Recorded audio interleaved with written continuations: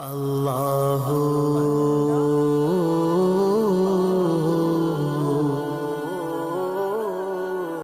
محترم سامعین کرام، معزز بزرگ حضرات اور نوجوان ساتھیوں، بالخصوص اسٹیج پر جلوہ افروز جلیل القدر علماء کرام، خطباء اعظام، نعت خواہ حضرات، دانشوران قوم و ملت، محبان اہل سنت، غلامان غوث اعظم و غلامان غریب نواز،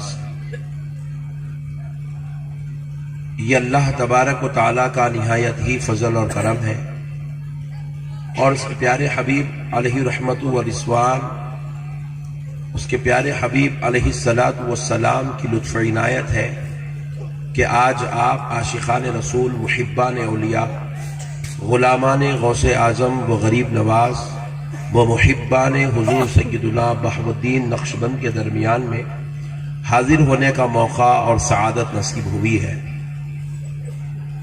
پیارے بزرگوں اور دوستوں، میں دل کی گہرائیوں سے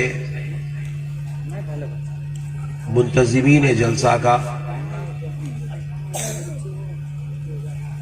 اور داعیان محفل کا شکر گزار ہوں، جنہوں نے آج کی اس بابرکت نورانی، علمی اور عرفانی مجلس سے خطاب کرنے کے لیے مجھ ناچیز کو مدعو کیا، اور آپ کے اس دیار محبت میں مجھے حاضر ہونے کا موقع نصیب ہوا۔ میں سمجھتا ہوں کہ شاید ہی سال میں ایک 10-12 تقریریں ایسی ہوتی ہیں جو انتہائی لامبے طویل سفر کے بعد منزل پہ پہنچنے کا موقع ملتا ہے۔ انہی 10-12 محفلوں جلسوں میں سے یہ ایک جلسہ ہے جس کے لیے میں نے صبح 3:30 بجے سے سفر کا آغاز کیا اور رات 8 بجے جلسے گاہ یعنی کہ اپنی منزل کو پہنچا۔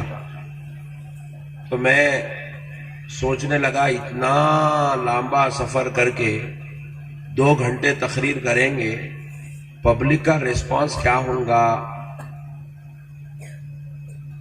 اگر آپ لوگ ایسی گھور کے دیکھتے بیٹھیں گے تو میں سمجھوں گا کہ آج کا جلسہ پورا فلاپ ہو گیا۔ میرے کو معلوم ہے اب قریب جو ہے 1 بجنے آ رہا ہے، 12 بج چکے ہیں، اور اب رات کا ایک سردی کا ٹھاٹے مارتا ہوا ماحول ہے، اور آپ لوگ آدھے نیند میں جا چکے ہیں، اور اب 15 منٹ بعد پورے سو جانے والے ہیں۔ نہیں بھائی، کون سونے والے ہیں؟ ہاتھ اٹھاؤ ذرا۔ ایک بدنی ہاتھ اٹھا، 2 بیچ میں، انہیں آدھا سوئے واج دکھ رہا ہوں۔ سبحان اللہ۔ کون سو جائیں گے تقریر کے بیچ میں؟ ہاتھ اٹھاؤ۔ ارے واہ، سبحان اللہ۔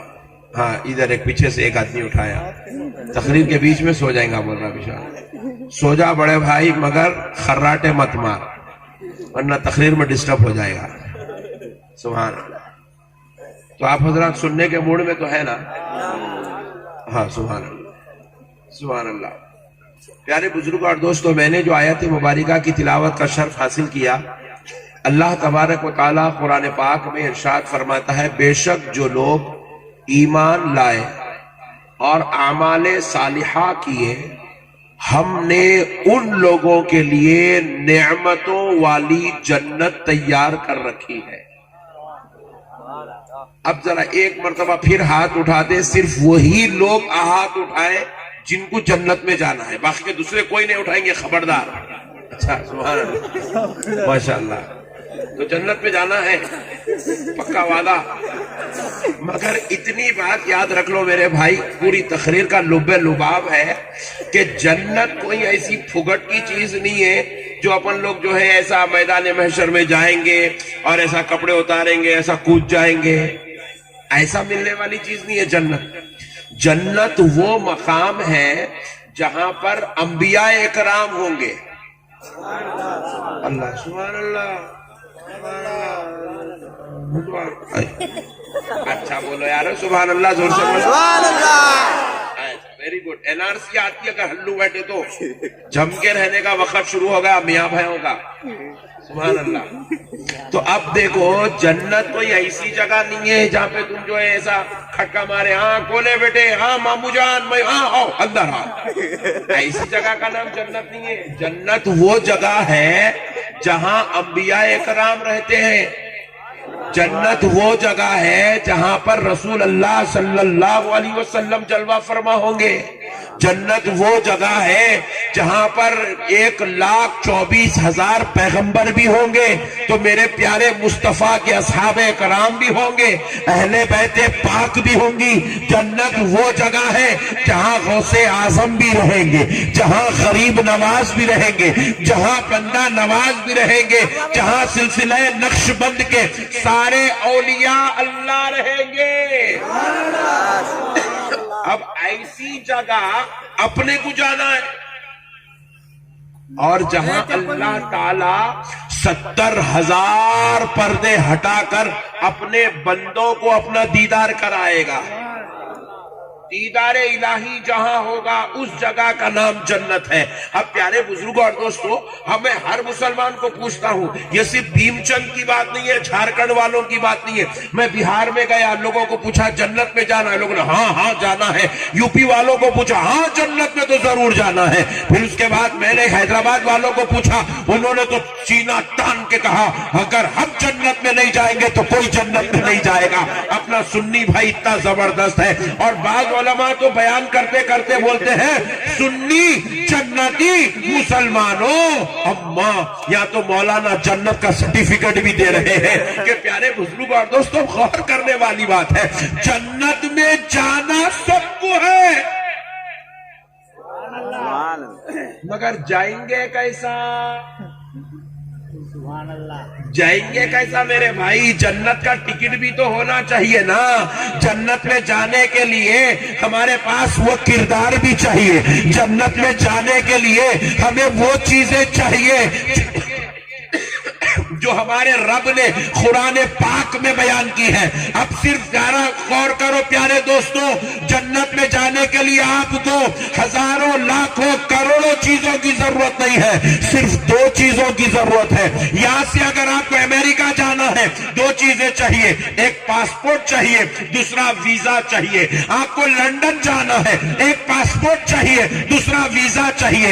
آپ کو اگر آپ کو دنیا کے کسی بھی ملک کا سفر کرنا ہے پاسپورٹ چاہیے, ویزا چاہیے. اور اگر جنت میں جانا ہے تو اس کو بھی 2 ہی چیزیں چاہیے, ایک ایمان چاہیے, دوسرا نیک عمل چاہیے. ایک زور سے بولو اور زور سے بولو. دوسرا عمل صالحہ. عمل بولے تو برا عمل بھی ہوتا, خالی عمل نہیں بولنا. عمل صالحہ, نیک عمل. برا عمل تو اپنے پاس پھوکٹ میں ہے نہیں, اپنے کو برے عمل کے واسطے بولنے کی ضرورت ہی نہیں ہے. کئی میری بہنیں بیٹھی ہوئی ہے گواہی دیں گی. میں اگر بولا میری بہنوں کو بہنوں ذرا ہمارے بھائیوں کا عمل سناؤ تو ایک بہن اٹھ کے بولیں گی حضرت صبح فجر کی نماز پڑھ کے آ کے 6 گالیاں دیا میں کو. دوسری خاتون اٹھیں گی بولیں گی حضرت شادی ہو کے 40 سال ہو گئے, جب سے بڈھا مار رہا سو ابھی تک مار رہا. عمل تو بہت ہے ہمارے پاس مگر ایسے عمل والوں کی جنت میں ضرورت نہیں ہے. جنت ان کو دی جائے گی جن کے پاس ایمان ہو, جنت ان کو دی جائے گی جن کے پاس اچھے اعمال ہو, نیک اعمال ہو. بس یہ 2 چیزیں جن کے پاس آ گئی ہے اس کو جنت پکی مل گئی ہے. اب